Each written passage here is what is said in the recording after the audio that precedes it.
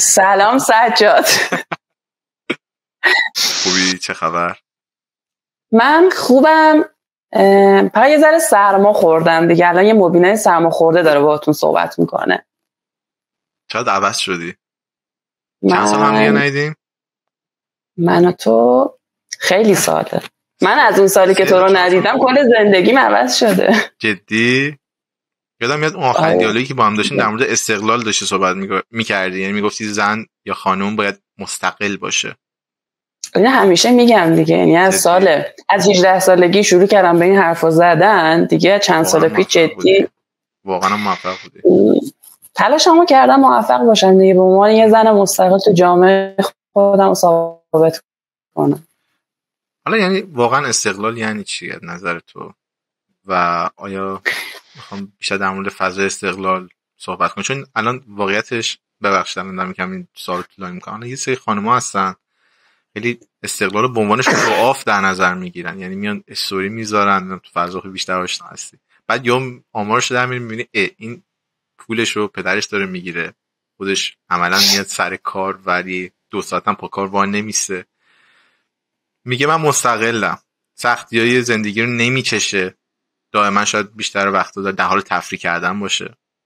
نمیدونم استقلال از نگاه تو از توی لنز یک خانم یعنی چی؟ خب ببین، صحبت 2 تا بخشه، یعنی بخش دوم سوالت بیشتر حرص من رو در آورد، الان عصبی شدم. ولی استقلال، ببین من یک زنم توی جامعه و توی جامعه ایرانی کلاً همیشه اینجوری بوده که زنها مصرف کننده بودن، یعنی خانوم‌ها همیشه یک پدری بوده که هزینه زندگیشون رو میداده یا برادری بوده، حالا اونایی که پدر نبوده همیشه یکی بوده این هزینه رو بده و زن موجودی بوده که باید بشینه خونه، باید در واقع فقط کارهای خونه رو کنه و مدیر داخل خونه بوده و بهش امتیاز میدادن. اصلا زن خوب زنی بوده که میتونسته داخل خونه رو بهتر مدیریت بکنه. همیشه هم شعار مردها به خصوص جامعه سنتی این بوده که من یک مردیم که میتونم هزینه زندگی رو بدم، زن نباید بره سر کار، باید بشینه بچه داریشو کنه. میدونی یه جوری انگار قایت ما زنها در ازدواج، بچه دار شدن و خونه داری تعریف شده بود. اینو بگی یک زن میاد میگه آقا من نمیخوام این شکلی زندگی کنم، خب جامعه بهش میگه که تو مصرف کننده ای، پس باید خدماتی ارائه بدی. اگه نمیخوای این خدمات رو ارائه بدی و این شکلی زندگی کنی، میگی من آرزوهای دیگه ای دارم یا شاید اصلا نخوام بچه داشتم یا ازدواج کنم، باید درآمدت هم خودت در بیاری. پس اون زن میاد توی جامعه میره سر کار. استقلال دیگه معنای واژه مشخصه دیگه، یعنی تو پیوندی نداری، پیوند مالی نداری، از کسی دیگه تغذیه نمیشی.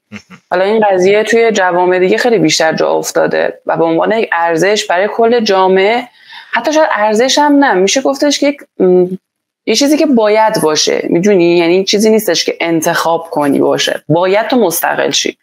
اما توی ایران ما داریم انتخاب میکنیم مستقل شیم و خب چون به خاطر اینکه همیشه یک چیزی بوده که توی کشور ما یک انتخاب بوده، من به عنوان یک زن انتخاب کردم مستقل باشم، آره قاعدتاً اونور یه سری انتخاب بکنن مستقل نباشن، اما دوست دارن سوار بر موج بشن، چون موجی که الان راه افتاده خب داره خیلی ارزش میده به خانم‌های مستقل دیگه. فمینیستا اومد وسط، نسل زد اومده وسط و در واقع نسل زد داره میگه آقا اصلا یعنی چی زن پولشو خودش در نیاره یکی دیگه بهش بده. منم خب نسل زد باز محسوب میشم و دهه 80 که دهه بعد از من هستش خیلی بیشتر به این قضیه دارن تاکید میکنن. وقتی جامعه میاد کردیت میده به این آدم‌ها، یه سری هم هستن دوستان از این کردیت استفاده کنن. من به عنوان زن مستقل ناراحت میشم، آره ناراحت میشم، چون میبینم خب من دارم صبح تا شب کار میکنم، دغدغه مالی دارم تبعاتش رو تحمل میکنم توی فضای کار به عنوان یک زن مستقل توی جامعه، اما اون آدم داره از 2 طرف تغذیه میشه، یعنی هم کردیت منو داره میگیره که اگه قرار جامعه به من ارزشی بده بابت این استقلال، و همین که داره اون آسایش خونه پدر بودن یا تغذیه شدن از یک منبع مالی دیگر رو تجربه میکنه. اما نمیتونم گیر بدم بهشون، به خاطر اینکه شاید همین نقش هایی که اونها دارن ایفا میکنن، حالا استوری چیزی میذارن 2 نفر دیگر رو ترغیب کنه به سمت این استقلال حرکت کردن. همیشه تو این مباحثی همچین چیزایی هست، ما نمیتونیم گیر بدیم حالا حتما استقلال بعد این شاخص‌ها رو داشته باشه. اصلا شاید استقلال برای من مبینا شامل یک سری المان بشه، برای یک آدم دیگه یه ذره سخت‌تر باشه مسیرش، واسه یکی دیگه راحت‌تر باشه. یکی دیگه باباش بیاد بشه خونه هم بده، بگه که آقا این خونه مالته، حالا فقط پول ماهیانت خودت در بیاد. میدونین به نظرم نمیشه برای آدم‌ها یک سری معیار تعیین کرد و 0 و 100 کردشون، دسته‌بندیشون کردش و بهشون بگیم که نمیدونم تو اگه توی طبقه این طبقه قرار نگیری، تو این گروه بندی قرار نگیری، پس تو نیستی اصلا تو این گروه. نه، یه طیف استقلال. دقیقاً مثلا اولین در مورد فرست ایمپرشن یا برخورد، یعنی اولین برخوردم نسبت بهت بگم اینکه تو اول که دیدم یادم میاد توی ورکشاپ بود، بعد یه خانه بودش که چکمه مشکی پوشیده بود، خیلی هم جزوه می نوشت و به شدت آدمی بودش که هدفمند بود، مسئولیت پذیر بود از دیالوگایی که حالا داشت و حالا بعدش با هم صحبت کردیم. من مثلا این وایب مستقل بودن رو از تو گرفتم، این که اعتماد به نفست خیلی خوب بود. و در مورد تصمیم گیری هایی که داشتی یادم میاد اون موقع داشتیم صحبت میکردیم، آدم به شدت مستقلی بودی تو تصمیم گیری، یعنی حرف خودت باید باشه. آره و خیلی سخت. من تو کل زندگیم کار خودمو کردم. آره و خب آدم انعطاف پذیری بودی، آدمی هم نبودی که مشورت کسی رو نخوای یا مثلا فقط حرف خودت بابت این که کسی نظری نخوای، نه، سعی کردی انعطاف هم به خرج بدی، ولی خب دنبال توسعه فردی خودت بودی. حالا وقتی که بیشتر صحبت کردم دغدغه‌های مباحث خودکفایی مالی هم خب بود، چون یه زن مستقل یا خانم مستقل به این فکر میکنه خب خودکفایی مالی هم داشته باشه و اونو یادم میاد که خیلی برای من در تو خیلی بولد شده بود و جالب بود برای من. و گفتی زندگی تو تهران به این شکلی که آدم باید از ثانیهش پول در بیاره، سخت میشه از اینجوری زندگی کرد که بیخیالی آدم طی کنه. نمیدونم درست فکر میکردم واسط، یعنی برداشتم درست بود؟ خب برداشتت که آره، من میگم تو روانشناس خوبی هستی. برداشتت ببین، خب من 18 سالگی اومدم تهران برای دانشگاه کارشناسی و دیگه ارشدم هم اینجا موندم. خب 18 سالگی سنیه که تو قالب میگیری، یعنی انعطاف پذیریت خیلی بالاست و خب من اومدم تو قالب دختر تنها و بعد از خودم مراقبت میکردم.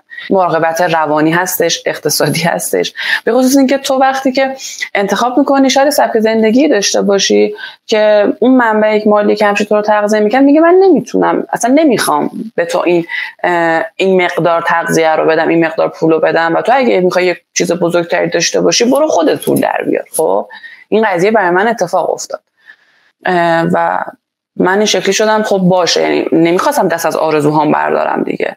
و از طرف دیگه همیشه دوست داشتم بیام توی کالبدی که خودم میخوام زندگی کنم. ببین سجاد، ما زنها در ایران به خصوص فکر میکنم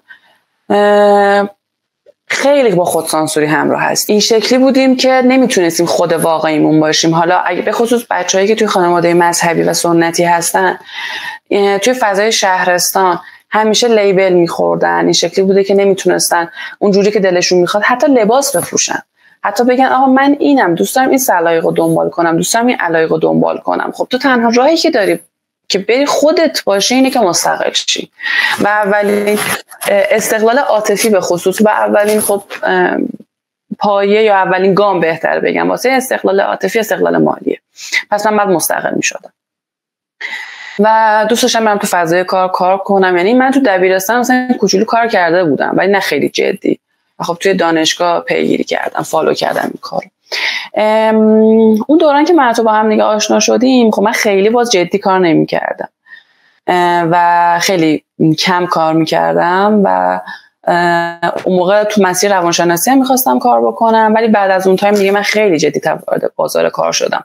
و آره تهران واقعا این شکلیه که تو خودت داری می‌بینی حالا هزینه‌ها توی تهران سرسام‌آوره. هر سال ما یک تورم عجیبی رو داریم همه جا تجربه می‌کنیم، توی تهران خیلی بیشتره و تو باید بتونی پول در بیاری، چون پول باعث میشه تو بقا داشته باشی. اما نمیخوام کار کردن فقط توی پول خلاصه کنم، راستش خیلی کم لطفیه در حق استقلال و کار که ما بگیم فقط برای گین مالی هستش.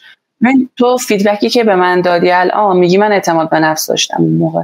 خب به خاطر اینکه من داشتم در جامعه شخصیت خودم رو پیدا میکردم از یک زنی که همیشه بهش دیکته شده که تو باید بچه داری کنی، تو باید میشه گفتش که خانه‌دار باشی.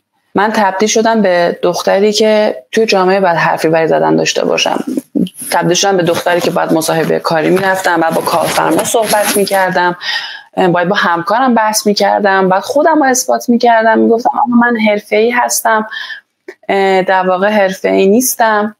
ببخشید قطع شد. من توی جامعه باید همه این کار رو میکردم. خب لازمه این قضیه اعتماد به نفسه. من اگه به خودم اعتماد نداشته باشم چجوری میخواستم این کار رو کنم؟ چجوری میتونستم حرفی برای زدن داشته باشم؟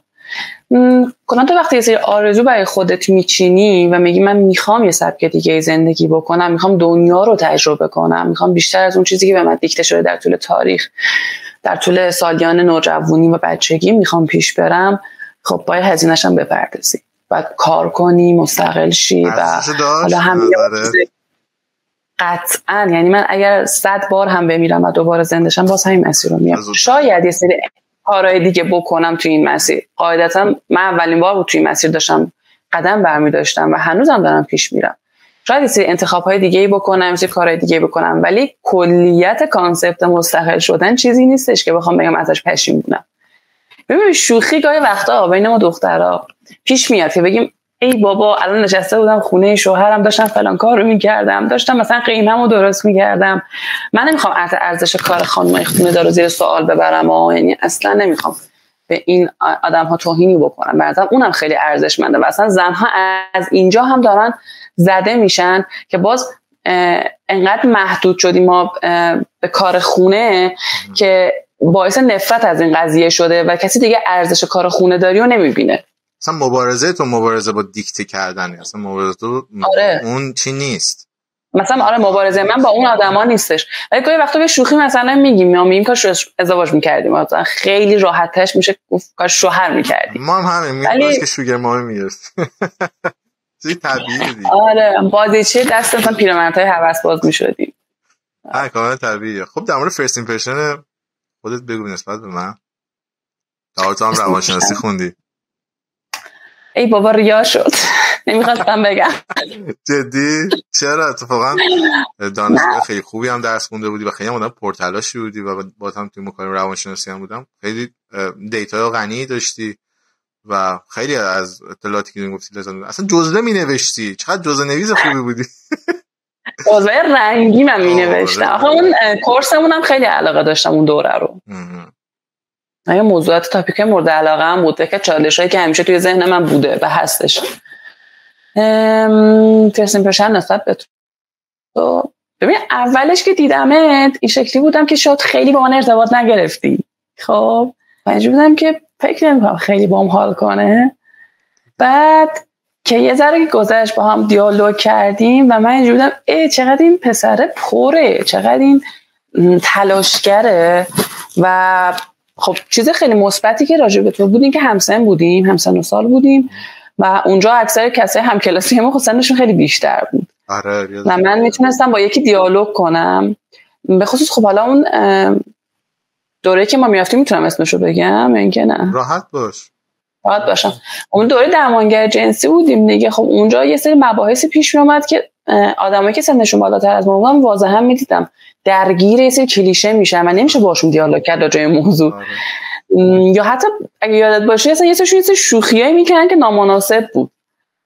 و آره واقعا من اینو یادمه و من اتفاقا یکیشون هم بود که یه فضای خیلی بسته اومده بود، یه فضای مذهبی و سر همه مباحث شوخی‌ها میکرد که من این شکلی بودم که چرا ما یه سری همکلاسی هستیم داریم مثل چیزی یاد میگیریم فضای آکادمیکه، تو چرا باید همچین شوخیایی بکنی و بخوای باز از این موضوع هم یه گینی داشته باشی واسه خودت یا عقده‌ای رو واسه خودت برطرف کنی. و خب تا شاید بگم تنها کسی بودی که من میتونم باش دیالوگ کنم راجع به موضوعات، راجع به کلاس، راجع به دغدغه‌ای که داشتیم و میدونستم که اون دغدغه ها رو که با اون آدما دارن با تو دیگه ندارم و تو آدم آپدیتی هستی، مدرنی هستی و خیلی لیبل ها و برچسبا توی ذهن دیگه مطرح نیستش. حالا علاوه بر این تو ارشد بودی اون موقع و من سعی میکردم که ازت کمک بگیرم و هی آره در کل خیلی بعدش تجربه مثبتی بود. یعنی واقعا از جمله افرادی شدی توی ذهنم که دوستم تا ابد هر چند که ممکن دیدار حضوری به خاطر فاصله اتفاق نیفته ولی باید ارتباط داشته باشم، اینجوری باشم که آره یعنی واقعا من کم پیش میاد که آدما رو اینجوری تو ذهنم هک کنم ولی وقتی هک میشن دیگه تا ابد میمونن. من خوشحالم که تونستم اون اعتماد رو برای تو ایجاد کنم که بتونیم وارد دیالوگ بشیم، چون اصلا یه فکر نمی‌کردم که همچین وایبی رو بدم، چون اونجا برای من خود یه فضا خیلی جدیدی بود و دوست داشتم با دیگران فقط ارتباط بگیرم، چه حالا همسن خودمون چه پایین‌تر. بعد من صورتم هم یه جوریه که همیشه فکر می‌کنم واسه سنم کمتر از اون عدد هستش و بیبی فیسی دیگه دیگه بیبی فیس اصلا میگن تو 10 سالته اینا، نمیدونم بگم برام عجیب بود. ولی خیلی خوشحالم که تونستم که اون اثر مثبتی رو توی لحظه اول برای تو بزنم و خیلی برای من باعث افتخار این قضیه و همچنین واقعا برای منم خیلی دوست دارم که ارتباطات حفظ کنم، چون من واقعا لذت میبرم از افرادی چون تو که دیکته‌ای که بهشون میشه رو نمیپذیرن، یه ذهن پرسشگری، یک تفکر انتقادی دارن که میگن نه هر چیزی که جلوم نباید بپذیرم، باید چیش کنم، آپدیتش کنم، بهترش کنم، انتخاب خودم رو برم جلو. خیلی ها هستن که الان شاید بهتر از من میدونی که نمیپذیرن همینجوری، ببخشید همینجوری میپذیرن اون دیکته‌ای که میشه بهشون رو و سرشون خمه و نمیتونن در مقابل اون انتخابای اصلی زندگیشون قدم درستی بردارن یا برای خودشون. حتی من از این قضیه خیلی لذت بردم، این که تو ذهن پرسشگری و از همه مهمتر تفکر انتقادی و نسبت به خود و جامعه خود داشتی. اتفاقا بحث امروزی که خیلی دوستم در موردش عمیق بشیم همینه، مبحثه، یعنی مبحث همینه که من واقعیتش این که خب تو یه چیزی انتخاب کردی، یک فضایی رو انتخاب کردی که مستقل بشی، قطعا برای یک خانوم با جنسیتی که داری این مسئله خیلی پرچالش میتونه باشه. از قبل این که خب ما توی هر جامعه، نه فقط ایران، تو هر جامعه دیگه تعصب داریم، کلیشه سازی داریم، شرم داریم، حرفای جنسیت زده داریم، تبعیض داریم. تو چطور تونستی اصلا تجربت نسبت به این مباحث چی بود؟ چیزی یادت میاد تصویری از این قضیه؟ میتونم بگم تو ثانیه زندگی موضوع جریان داره، یعنی اصلا این شکلی نیستش که بخوام بگم آره من یه خاطره یادم میاد. من کلا با این برچسب‌ها درگیر هستم از این جهت که خب تو وقتی انتخاب بکنی یک زن، اولا اینکه بذار ابتدا اینو بگم، تو وقتی میگی مستقل زندگی میکنی و تنها زندگی میکنی، همه این رو دارن توی خونه مجردی داری که مکان فساد و هزار و کارهای بده میدونی، یا مثلا مکان رفیق بازیته و این شکلی هن که خب اوکی دیگه تو یه خونه ای داری تنها زندگی میکنی، الان زن هم هستی و معلوم نیست تو چی کار میکنی. میدونی پیش قضاوت وجود داری، پیش داوری وجود داره روی تو وقتی که صحبت میکنی.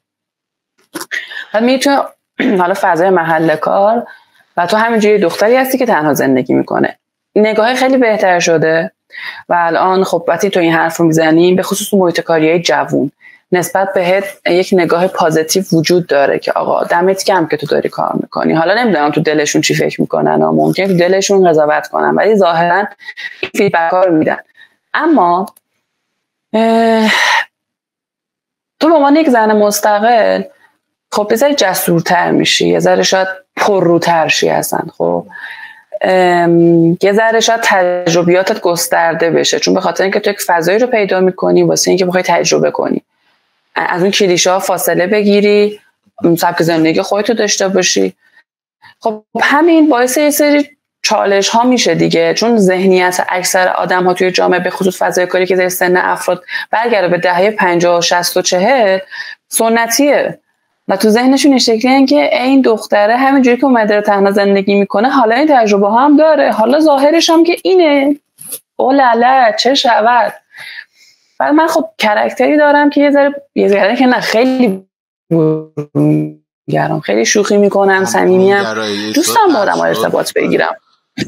برونگرام. آره برونگرایی. آره همین. آره تازه بهش رسیدم. من خیلی برونگرام و خیلی تاکتیوم، خیلی سعی میکنم صحبت کنم، ارتباط بگیرم، اصلا از کانکشن سازی خوشم میاد. خب ولی این موضوع گاهی وقتا باعث ایجاد میس‌اندرستندینگ میشه بین آدم ها. یعنی این شکلیه که مثلا چی میشه؟ راحت فکر میکنم دارم باهاشون لاس میزنم و دارم بهشون نخ میدم. یا مثلا من اگه اینقدر باهاشون راحتم، اونا اجازه دارن که یک شیوه دیگه با من رفتار بکنن، اجازه دارن که یک نوع دیگه باشن. و من این شکلی هم که دلیل نمیشه اگه من دارم این شکلی باهات صحبت میکنم تو بتونی این اجازه رو به خود بدی که از این حد فراتر بری.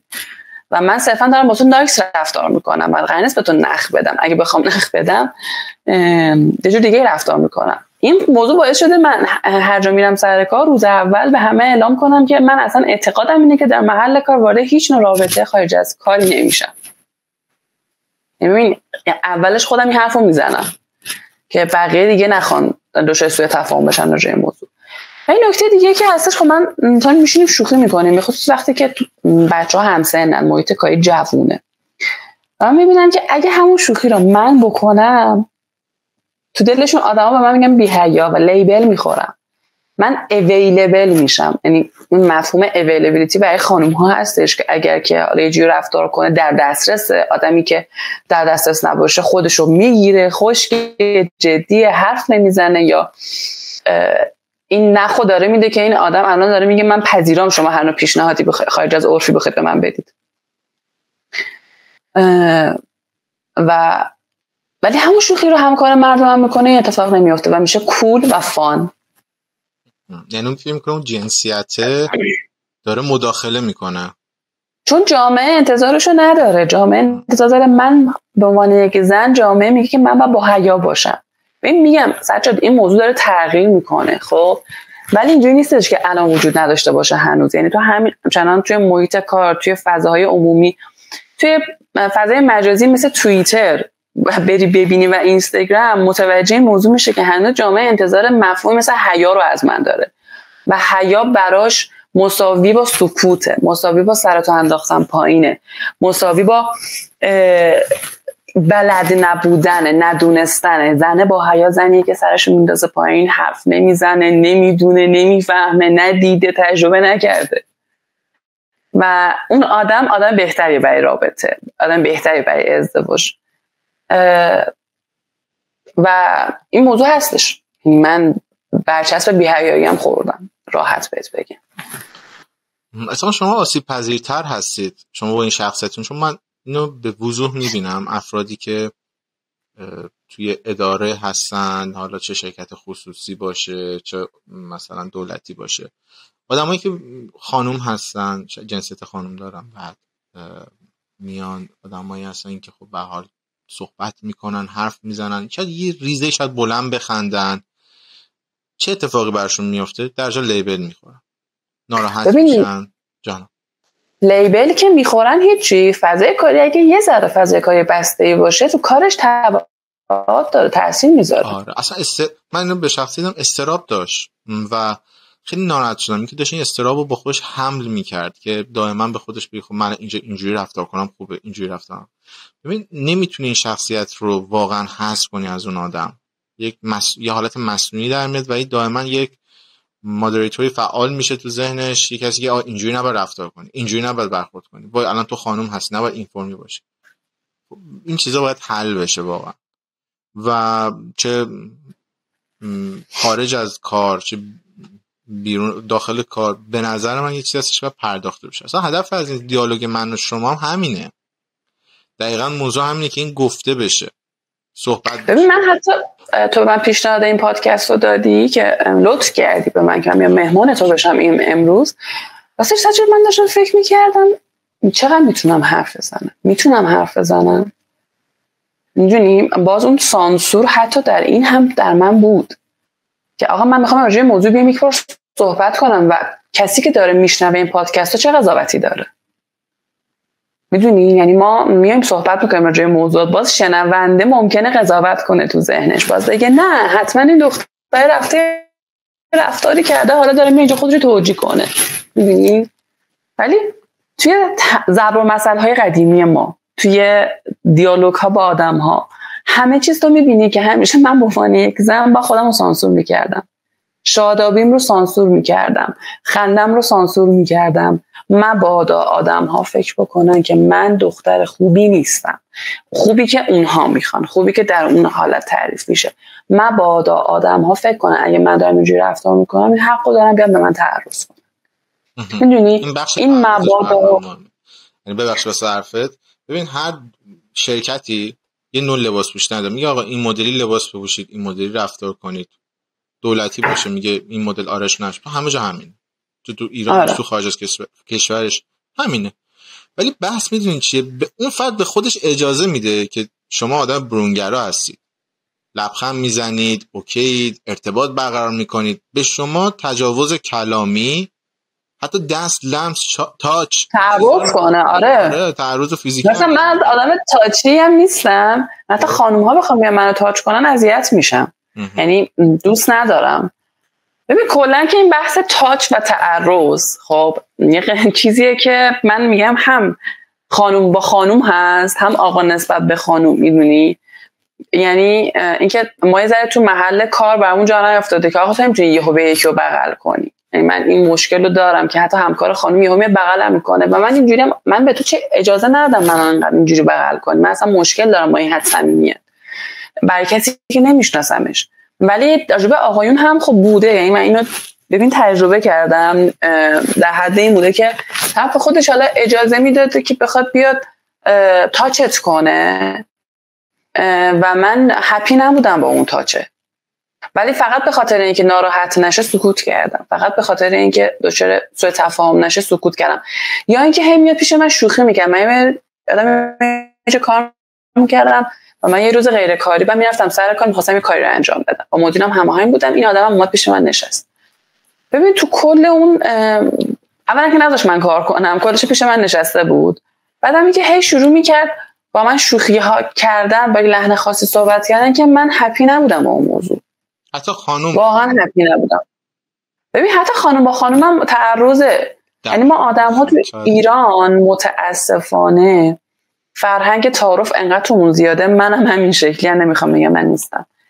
نمیتونیم راحت مرزها رو مشخص کنیم به خاطر تعارفی بودنمون، به خاطر اینکه مبادا آدم‌ها ناراحت شن فکر کنن که من آدم غیر اجتماعی هستم. من خیلی وقتا دوست ندارم بشنوم آقا من دوست ندارم من میام سر کار کنم، دوست ندارم بیای با من راجع به این موضوعات صحبت کنی، دوست ندارم بیای منو تاچ کنی، دوست ندارم با من شوخی کنی. و من تو محیط کار خیلی موضوعات رو میبینم. ببین یه سری چیزی که خیلی زیاد میبینم، مثلا لاس زدن‌های کلامی خیلی زیاده و بین افرادی که متأهلن حتی. و یا من این شکلی هم خب چرا این اتفاق میفته؟ چرا تو فکر میکنی تو محیط کارت میتونی به این شکلی لاس بزنی، میتونی به این شکلی رفتار بکنی، میتونی به این شکلی به خود این اجازه رو بدی؟ اونم نوعی تعرض دیگه. بعد این به این شکل باشه که فقط کارت را بیفته دنبال. آره دیگه بنفیت و گینه هستش. ولی من مثلا تجربه اینو داشتم که یکی از کسایی که حالا توی مقام بالاتری بود تو اون شرکت من پیشنهاد داد. من آدم جای پدر من بود. برخورد تو چون موقع چی بود؟ چه شکلی برخورد کردی؟ ببین قبل از اینکه بخواد این اتفاق بیفته همین اومد پیش من و همین نشست و من مدیر حامی داشتم اون تایم و مدیر من تنها نمیذاشت به خاطر این موضوع. ولی من حتی شوخی هم که راجع ما دو نفر میشد اذیت میشدم. همکارا دیگه شوخی میکنن راجع ما. این شوخیه که آی حالا باش دوست شو فلان اتفاق برات میفته، آی دوست شو فلان بنفیت برات میاد و من ناراحت میشدم و من یه گریه کردم، زدم زیر گریه تو شرکت. من اینجوریام که نکنه من کاری کردم بقیه فکر میکنن من این شکلی ام. با اینکه تو خیلی آدم چارچوب مداری هستی خیلی. ببین یعنی من این شکلی بودم که من اگه بهت میخندم به معنای نیستش که دارم دعوت برات میفرستم، من فقط دارم باهات میخندم. چون کلا آدم خنده من کلا شوخیم. آره بخن یه هورمونی فعال بشه دیگه، چرا سختش میکنی؟ همون بگذر. میدونیم سجاد انقدر این سرکوبه توی جامعه ما زیاده، به خصوص تو نسل‌های قبلی انقدر بی تجربگی زیاده، چیزهایی که همیشه بهش کردیت میدادن و براشون بی تجربه بودن سرکوب کردن، همه چیز کردیت بوده. بعد یهو توی سن بالاتر میاد میزنه بیرون، طرف هر جوری هست خودشو تخلیه کنه، کما اینکه فقط با یه همکار خانومش داره لاس میزنه، داره میخنده. و این چیزا زیاد بود اتفاق میافتاد. حالا باز من محیط کاریایی که بودم به نظر خودم به نسبت این سه چیزایی که میشنوم امتیاز خوبی بهش میدم، یعنی به نظرم سالم بوده، خوب بوده. ولی اینو یه بار شنیدم از یکی از بچه‌ها که با اینکه محیط کاری هم جوون بود، میگفت تو به نظر آدم اویلیبلی میای، وقتی آدم میاد جلو میبینه که نه این شکلی نیستش.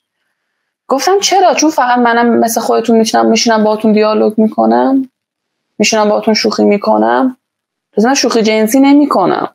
آره اصلا نه. به خاطر اینکه روانشناسی خوندم همیشه سعی میکنم از اون دید روانشناسانش به قضیه نگاه کنم. ولی یه مردی حالا میدونه چیزی فکر میکنه، دقیقاً این شکلی فکر میکنه، میگه که اوکی این داره میخنده، این داره زیاد با من صحبت میکنه، پس اوکی الان که میخنده صمیمی هستیم من یه شوخی جنسی ترای کنم، یه چیزی خوشش میاد و آره وای مثلا چه اتفاقی قرار بیفته.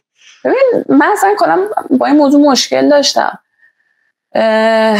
و به من جلسه تراپی خودم به روانکاوم میگم این موضوع رو، میگم اینقدر من نمیدونم بعد چیکار کنم که آدما فکر نکنن من دعوت دارم براشون میفرستم. خب تا حالا شده مثلا بزنی زیر همه چی بگی بابا، بزنی زیر میز بگی ولش کن دیگه، من شاید میخوام مثلا سبک زندگی رو ادامه ندم، این مدلی نباشم؟ ببین تلاش کردم ولی نمیتونم، تو شخصیت منه. و بعد اینجوری بودم چرا من باید خودم رو سانسور کنم؟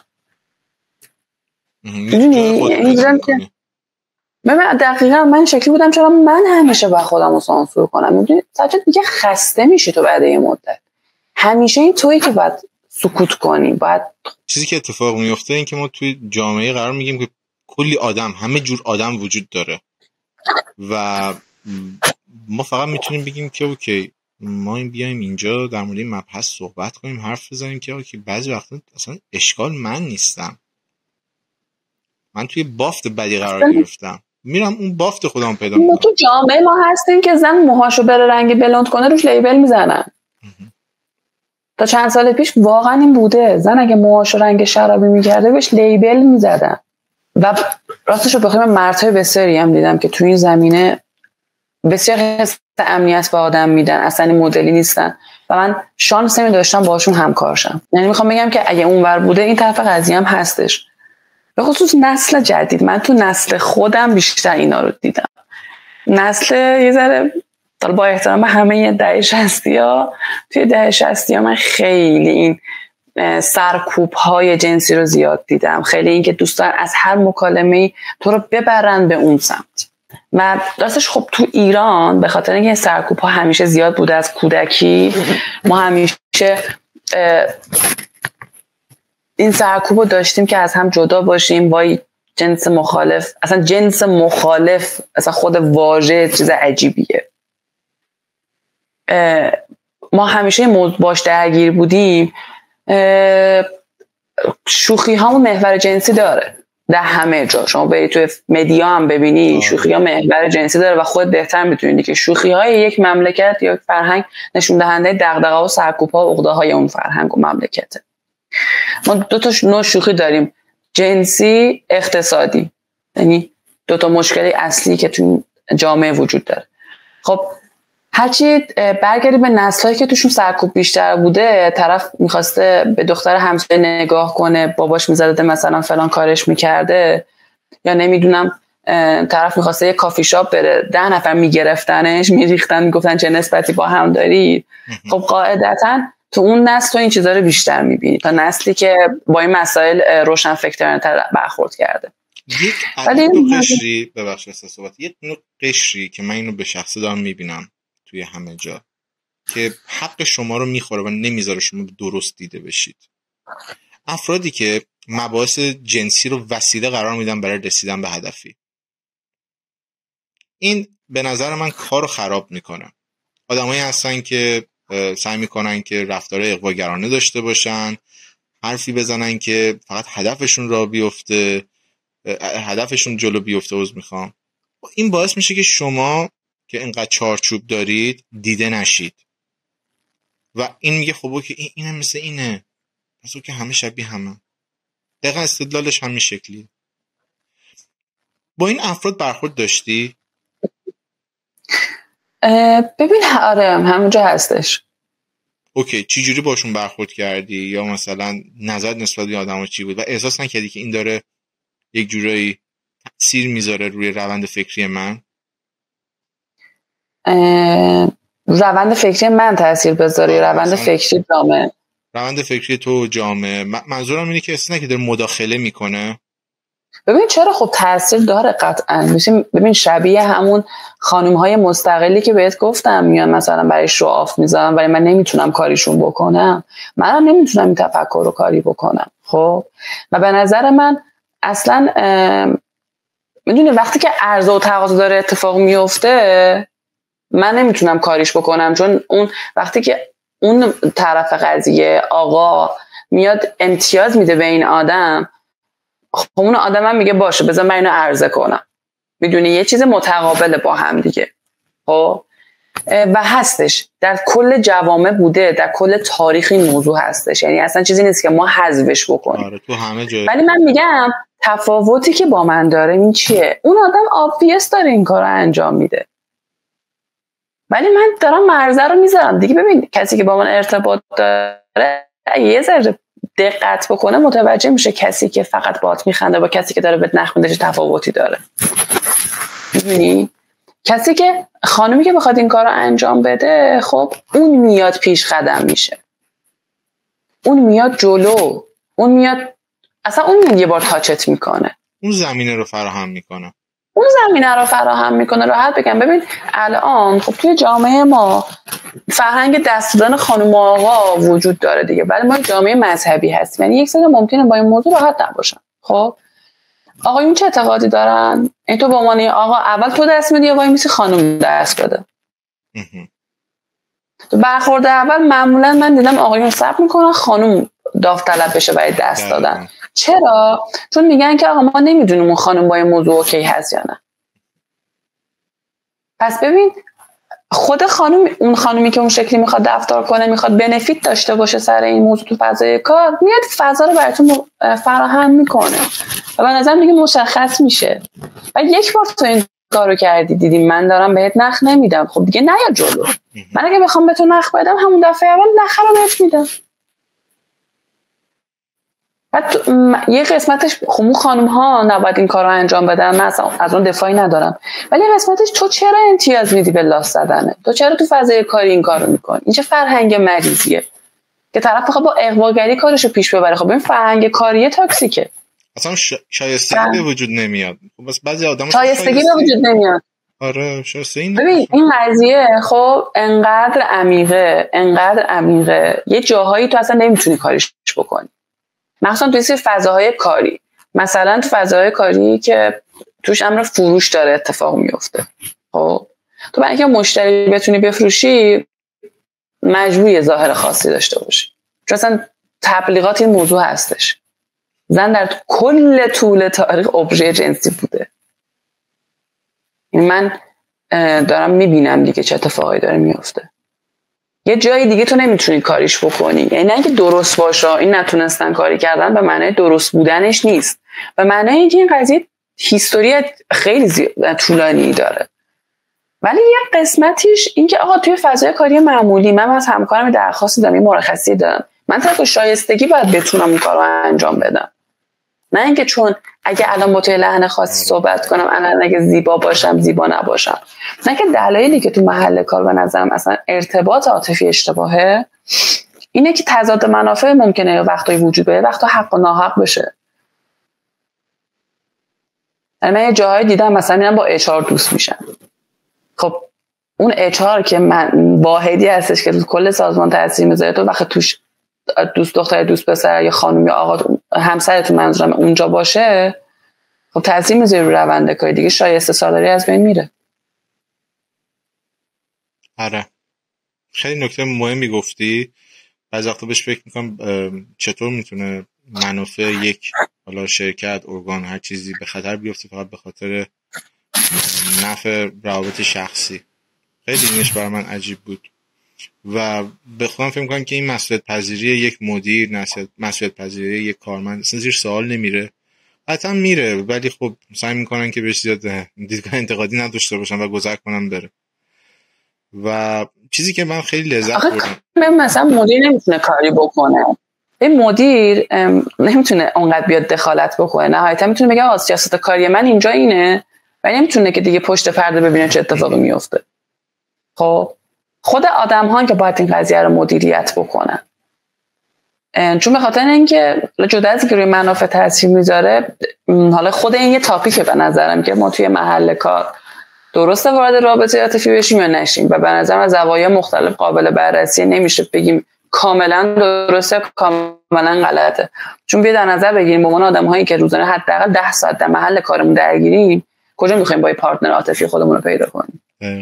واسه تبصره زیاد تبصره زیاد داره. فرهنگ دیتینگ رو تو ایران باید بررسی بکنیم، یعنی همه اینا میتونه تاپیک‌های بعدی این در واقع پادکست باشه.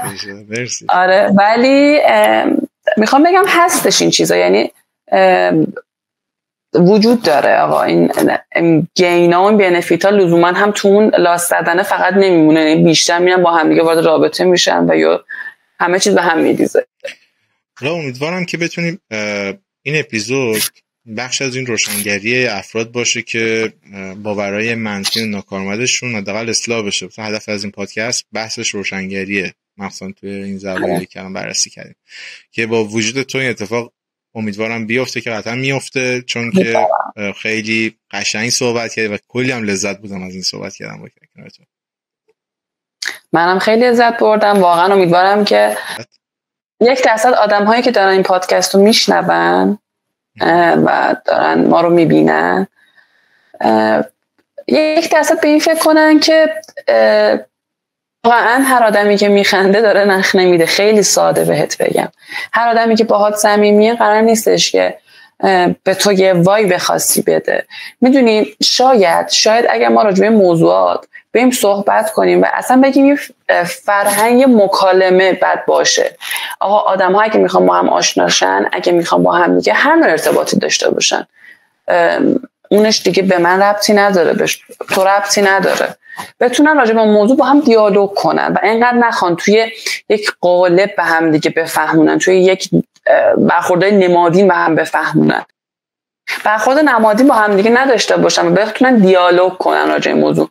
ببین سجاد، به نظرم مشکل اساسی ما اینه که ما صراحت نداریم، صحبت بلد نیستیم، بیان خواسته بلد نیستیم، با مفاهیم مثل شرم و مثل حیا و مثل نمیدونم تفکرات سنتی نمیتونیم صحبت کنیم راجع به خواسته هامون و نیاز هامون و میخوایم با اکت، با یه سری حالا بیانهای نمادین این قضیه رو به هم دیگه برسونیم و در نتیجه باعث سوء تفاهم میشه، چون هر کسی دیگه اون شکلی رفتار کنه برامون تو دسته‌بندی قرار میگیره. ببین من مثال رنگ مو رو گفتم، حالا فکر کنم دارم خیلی پر حرفی میکنم. رنگ مو سالهای قبل خانم‌هایی که حالا در واقع اون بیزینسی بودن موهاشون رنگ میکردن. خب در اروپا یادم اینو توی قرون خیلی قدیم موهاشون رنگ میکردن و این نماد بود اصلا. خب بعد کم کمی فرهنگ عوض شد. ببین اگر که دیالوگ راجع به موضوع اتفاق نیفته، خب اون آدم هر کس موهاشو رنگ کنه میتونه بگیم بیزینسی. مثلا اگه سیبیل داره بابا که نیست. آفرین، هر کی سیبیل داره بابات نیست. ببین چیزی که میتونه این قضیه رو حلش کنه، آدما بتونن دیالوگ کنن با هم دیگه و فرهنگ شنیدن داشته باشن، ظرفیت شنیدن و ظرفیت بیان کردن، اما تو امان با احترام. این به این معنا نباشه که حالا را بیفتیم به همه پیشنهاد بدیم بگیم آی صحبت کنیم، نه، قطعا هر چیز چارچوب خودشو داره، فرهنگ خودشو داره، ولی حالا چیزی که تو این پادکست جا میگیره و اصلا ما میخواستیم راجع بهش صحبت کنیم و من دوست داشتم یک جای این حرفا بیان شه، این که واقعا در قرنی که ما هستیم، در سال 403 و 2024 دیگه به این معنا نیستش که اگه هر کسی بهتون خندید داره بهتون نخ میده. ما خیلی وقت از این دوران عبور کردیم و یا هر خانومی که مستقله شما میتونی بهش اجازه داری که بهش چیزها بگی، درخواست داشته باشه، چون داره تنها زندگی میکنه، چون اون داره بها میده برای اون استقلالش و بجاش باید به حمایتش کنی به جای اینکه سرکوبش کنی. به این کاری که فرد داره میکنه فرقی با سرکوب کردن نداره. ببین یک جورایی به خاطر اینه که هنوز جامعه معتالان میخواد کنترل داشته باشه، داره همه کاری میکنه که بتونه کنترل خودش رو حفظ کنه، داره دست و پا میزنه واسه این موضوع. این بالانس بودن رو رعایت نمیکنه. یعنی یه جایی که خب که این نقشی که خانم داره باید اونجا رعایت بشه، مرد هست رعایت بشه، ولی خب یک سری از افراد قبیله فمینیستایی که تندرو هستن یا کلا مرد سالاری هایی که وجود داره، اینا باعث میشه که یه سری اتفاقات گرون تمام بشه برای افرادی که شبیه تو هستند و میخوان یه فرد مستقل باشن، زندگی آروم بدون دغدغه‌ای. واقعا بذار زندگی خودم میکنم فقط. مرسی وقت گذاشتی، خیلی لذت بردم از این مکالمه، گرفتم. امیدوارم که برای شنوندگانم راضی کننده باشه این قضیه. فقط اگه موردی، سوالی، چیزی، حرف آخری، نظری، چیزی نداری بگی؟ حرف آخر، من خیلی خوشحال شدم که منو دعوت کردی به این پادکست. امیدوارم باز بتونم تو اپیزودهای دیگه هم مهمونتون باشم، من کلا خیلی دغدغه این چیزا رو دارم و همیشه دوست داشتم یه جای صحبت کنم راجبش. یعنی همیشه تو یک محیطای خیلی پرایوت راجبشون صحبت می‌کردم، ولی الان این محیطیه که شاید آدم‌های بیشتری بشنون صحبت‌های ما رو و دغدغه‌های ما رو. حرف آخرم این که فکر کنیم واقعا این فازا هستم یا التماس تفکر، تحلیل کنیم موضوعات رو. یعنی کتاب بخونیم. دنیا واقعا به اون کلیشه هایی که ما توی زندگی کردیم محدود نمیشه و ما یه وریتی خیلی زیادی توی دنیا داریم. 8 میلیارد آدم دارن روی کره زمین زندگی میکنن و قرار نیستش که همه زندگی رو از نگاه ما ببینن و توی قالب ما بگنجن و جا بگیرن. و اگه ما فقط یک ذره خودمون بیایم تفکر انتقادی نسبت به خودمون داشته باشیم، اصلا خیلی از این موضوعات بای دیفالت حل میشه، خود به خود حل میشه و دیگه به وجود نمیاد. ولی تا وقتی بچسبیم به اون کلیشه هایی که تو ذهنمون گفته شده و خودمون نقدش نکنیم، طبق همون کلیشه ها رفتار میکنیم. همین. مرسی که وقت گذاشتی. خیلی ممنونم. ممنون از تو. قربونت برم. مرسی. روز خوبی داشته باشی. همچنین. خدا نگهدار.